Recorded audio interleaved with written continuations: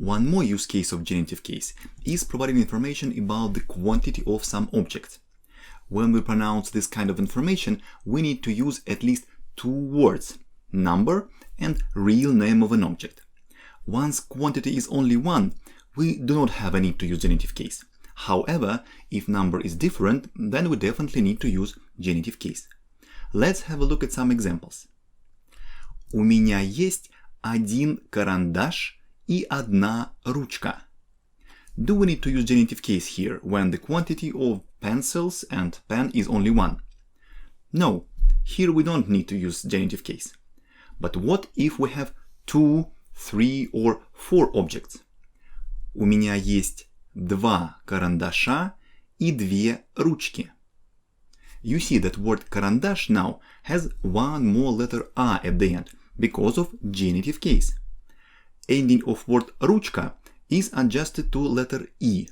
And this is not plural form, but it's genitive case still for singular word. Accidentally ending is equal to plural noun. Let's have a look at some more examples. Он живет здесь уже 2 года и 4 месяца. Мы будем дома через 3 недели. In the first sentence, word год has changed to года, since we use genitive case for masculine words. Same change we've made for word месяц and came to form месяца. What is important to mention now? In Russian, we have in total 3 different approaches that we use when we talk about quantity of some objects. You've seen already what do we do when the quantity is only 1. The next approach with genitive case that we have just discussed is used only with those quantities that have digit 2, 3 or 4 at the end. This means that digit 5 is kind of a border between 2 different grammar rules. Let's go a little deeper. Он платит за квартиру 32 тысячи. You see that in this sentence price is 32,000 and word тысячи here is in genitive singular form even though quantity is relatively big. It is important that the last word in the quantity that we pronounce is 2 and it is less than 5. And why do we use here form две? We use it because we count thousands and have feminine word for thousand тысяча. But what do we do if a number exceeds 4 and we use quantity 5, 6, 12, 25, whatever? We use so-called genitive plural case and we'll have a special chapter about it. Genitive case is almost the first case in the course that has so many different prepositions. We can say that these prepositions are driving the case. У меня есть дом. Около дома есть магазин.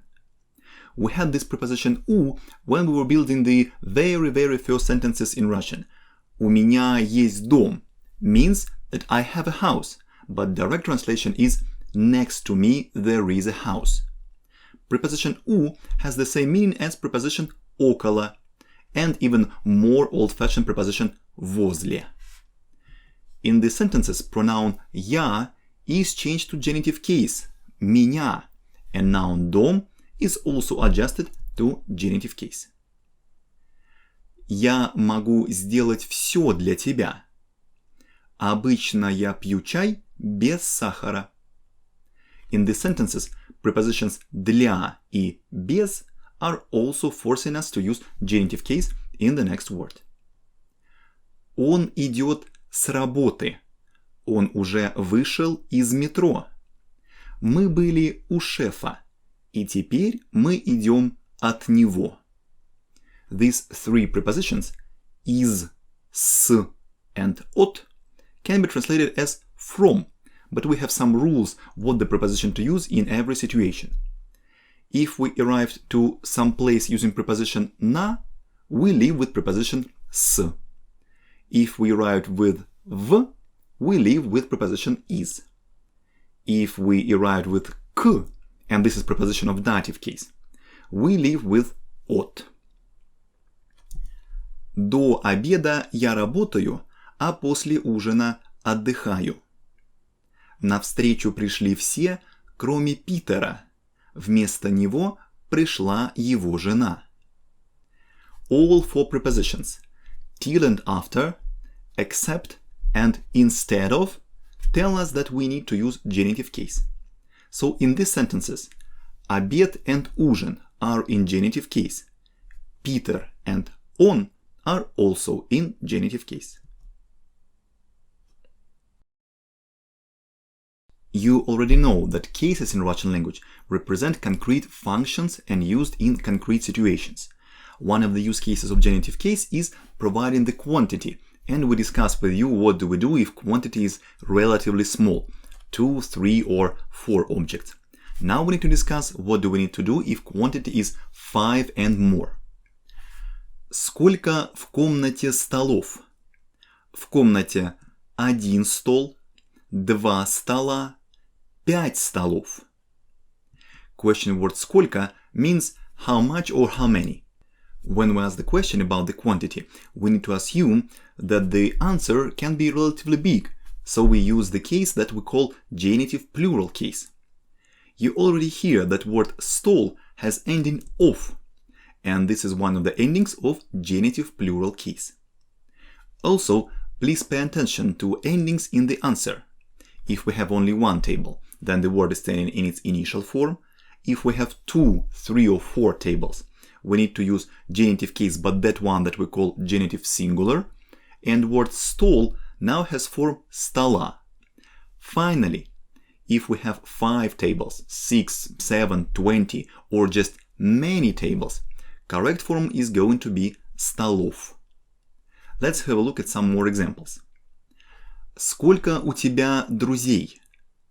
У меня 1 друг, 2 друга, много друзей. Я сегодня чуть-чуть опоздаю.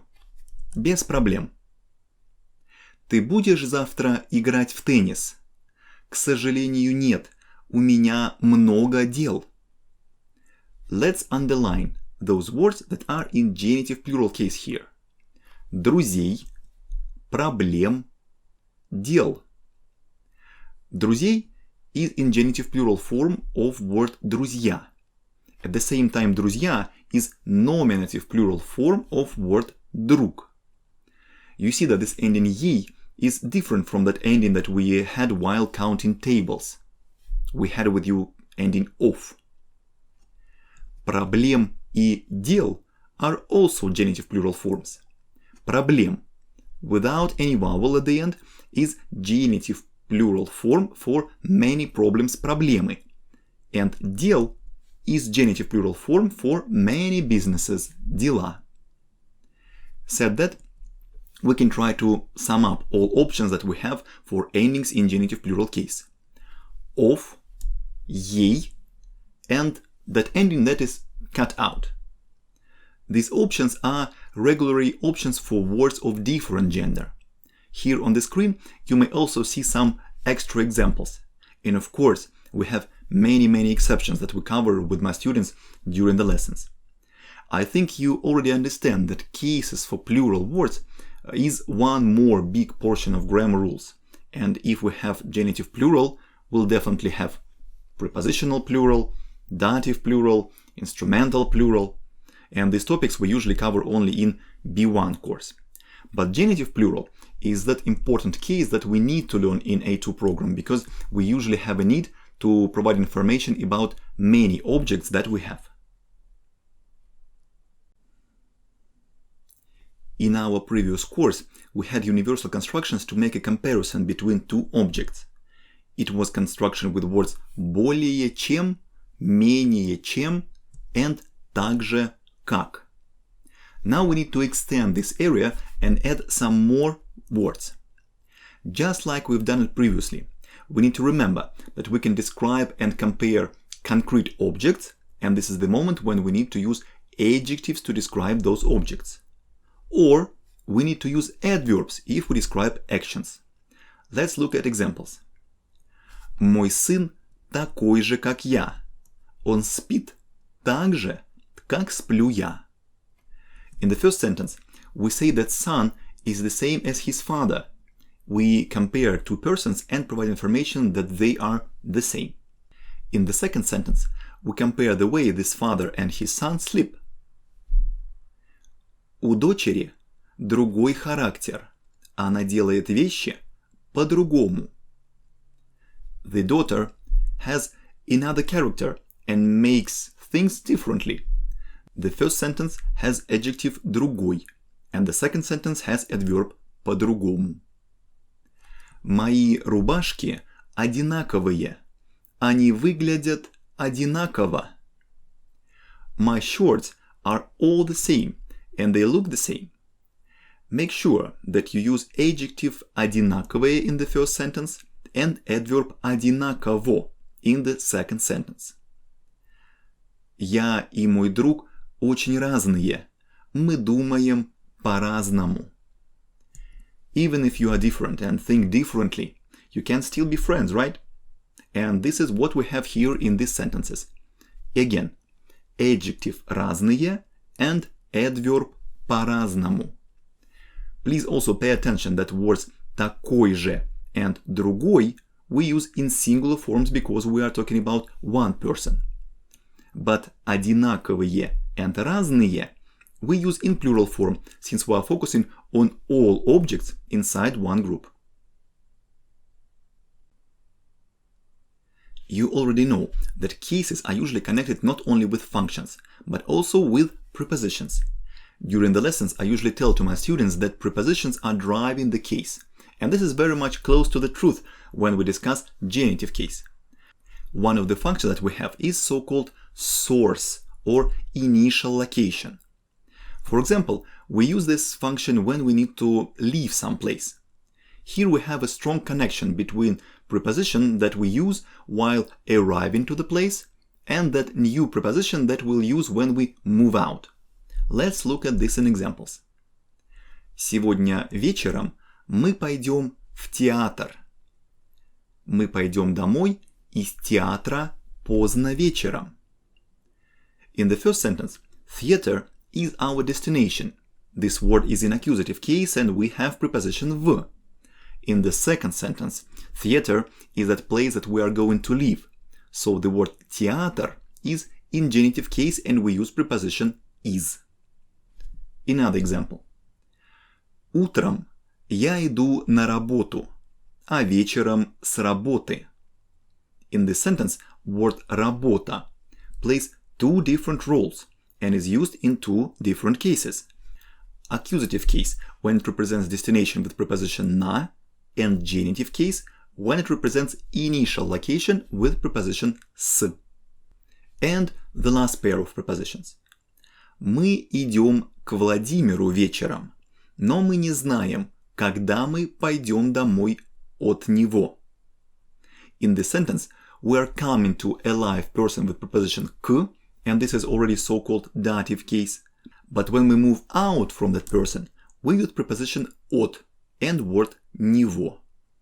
Of course, this word него is genitive case form for pronoun он and refers to Vladimir. I think that you feel that when we talk about movement, we already can build sentences with three different cases. Accusative, when we arrive to some place, prepositional, when we stay there, and genitive, when we leave. Dative case is going to be an add-on to this set, but of course it has other functions as well. Sometimes we have words that we cannot translate directly and not lose part of the meaning. Here we have this kind of verb. One of the approaches to differentiate three verbs around searching is to create a dimension of probability of success. While we are in the process of searching, we assume that our success comes in 50% of all the cases. This is when we need to use verb искать. It is quite special verb because it has absolutely another letter inside the root of the verb when we make a synchronization of verb and subject. Я ищу, ты ищешь, они ищут. If we imagine that we are very close to success of our search, but the aim is still not achieved, we use verb находить. The way we synchronize this verb with the subject is simple if you remember what did we do with verb ходить. Я нахожу, ты находишь, они находят. And finally, when we found something that we've been looking for, we use verb найти. This verb is already perfective and has focus on the result. As you remember, perfective verbs has only past and future tense. This approach that we use in conjugation of this verb is very close to the one that we used for verb идти. Major forms of this verb are я найду, ты найдешь, он найдет. On the screen, I have tried to combine all three verbs in one small story. Он всегда искал правду, но очень часто не находил. Сейчас он, как и раньше, ищет ее, потому что знает, что однажды он ее точно найдет. Тогда он громко скажет: «Да, я нашел ее». Please look carefully at every sentence and try to define what are the probabilities of success at every step. Every time when we need to locate an object, we need to use some verbs. In general, we use simple verb to be to say that we are somewhere. But we have one more option that is usually used when we are trying to locate an object on the map, using some reference points. And in this situation, we usually use verb находиться. If you look at this word in details, you may find that this is the same verb находить that we had previously while discussing the verbs search and find. But this verb has extra reflexive component ся at the end, which means that we almost find ourselves somewhere. As all the other verbs, this one has forms for all the subjects. And we need not to forget about reflexive component at the end that is sometimes ся and sometimes с. Я нахожусь, ты находишься, они находятся. Let's look at some dialogue. Где находится твой офис? Мой офис находится в центре, около метро. Ты сейчас там? Да, сейчас я в офисе. You see that in the first sentence we use verb находиться in the correct form. However, in the second part of the dialogue, it is not required at all. As many other languages, Russian has multiple verbs to describe the movement. We can go and run, fly and swim, move on different kinds of transport. For going on foot, we have used already verbs идти and ходить. Now we'll talk about those verbs that we use to define an action of moving by transport like car, bus, or train. Just like in our session in A1 module, we have now two verbs to represent one directional trip or bidirectional or regular movement on transport. Ехать and ездить. Ехать.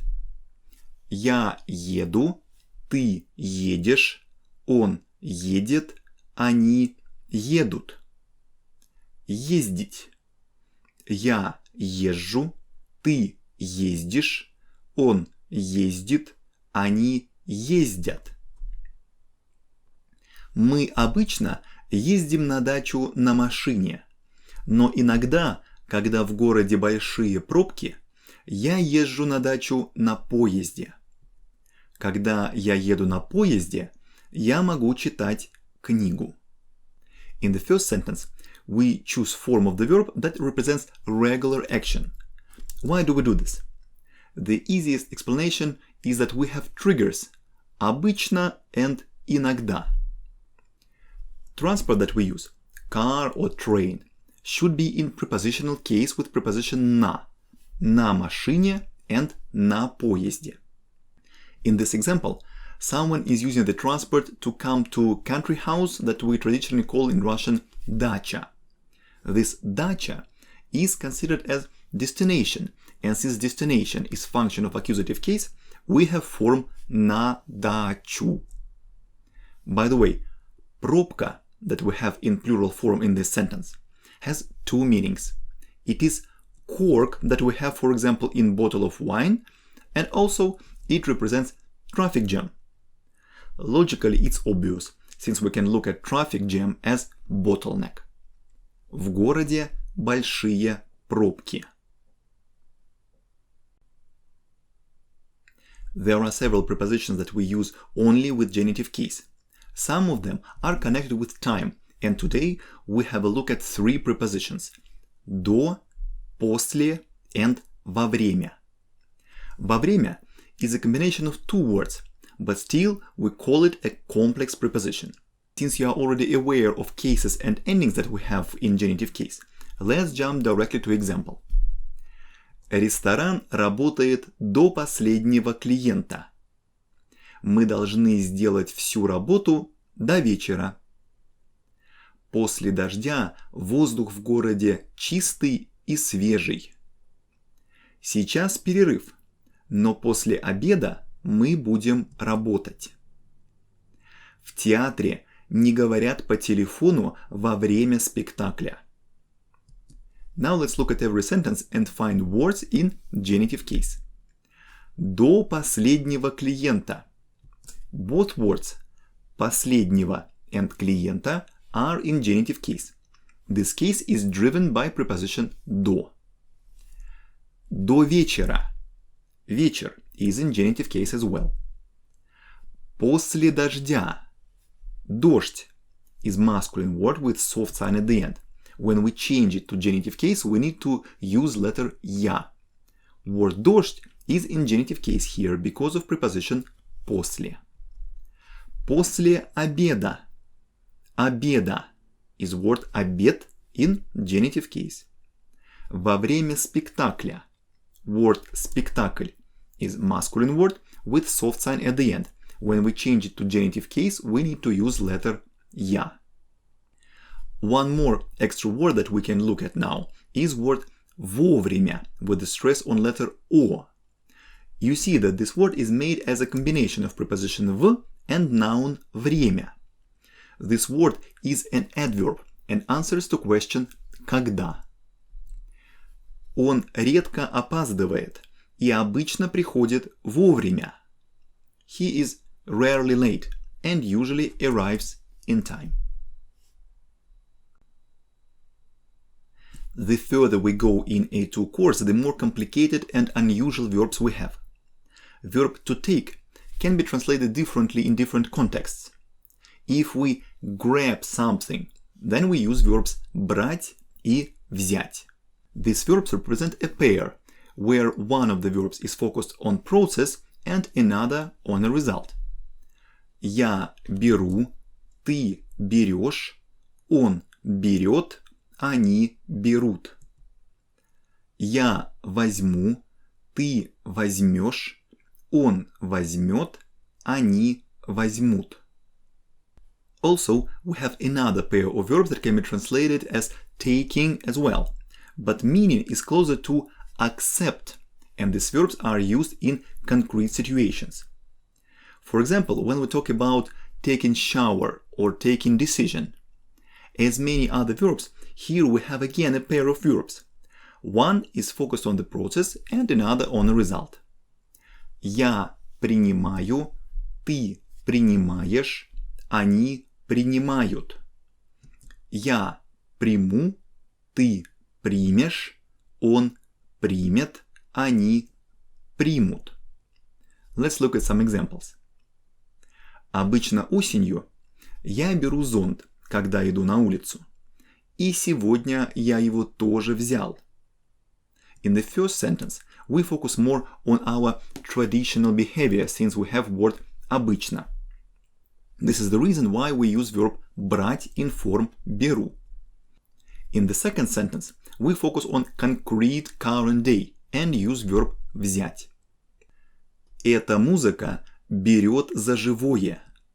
We can say this phrase when we are full of emotions while we listen to some nice music.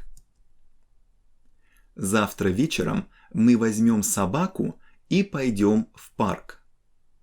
In the sentence, we focus on our plan of going somewhere, but at the same time, we really want to focus on the result and not on the process of taking a dog. Каждое утро она принимает душ.